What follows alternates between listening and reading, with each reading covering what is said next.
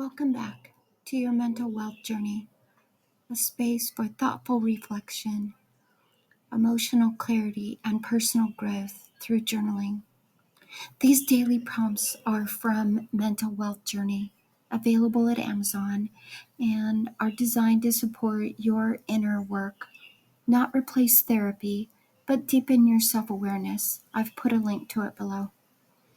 Yesterday, on day 170, we discussed the wisdom of unplugging, and today we take another dive into the deeper currents of our being. So take a deep breath, settle in, and let this moment be yours while hanging out with the lemurs and tourists in Madagascar. Johann Hari is quoted as saying, "Addiction is an adaptation. It's not you. It's the cage you were put in." From a humanist psychologist's perspective, this quote reframes addiction not as a moral failing, but as a survival strategy. Carl Rogers taught that behavior is often a response to unmet emotional needs. Addiction, then, becomes a way of coping with pain, disconnection, or trauma, a creative, if costly, adaptation to an environment that felt unsafe or unloving.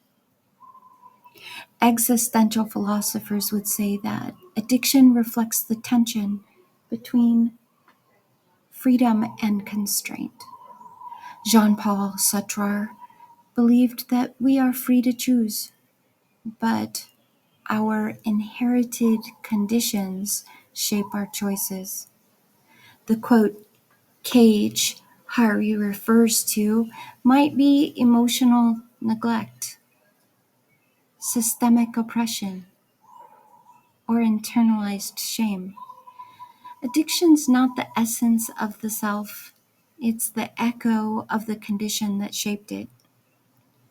Imagine a bird in a small cage. Over time, it begins to pick at the bars, sing less, and flutter only in tight circles.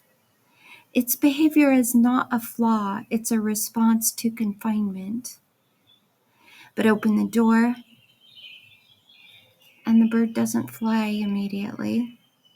It must relearn the sky. Today, reflect on any patterns, addictive or compulsive, that have helped you cope. What, quote, "cage" might they be responding to? What would healing look like if you saw those patterns not as identity, but as adaptation? Self-awareness is the key to unlocking the cage. It reminds us that we are not our coping mechanisms. We are the ones who can choose to heal. Here's today's journaling prompt. Write about a behavior or a pattern you've been struggling with. What emotional or environmental cage might it be adapting to? What would freedom look like, and what small step could you take toward that in this week?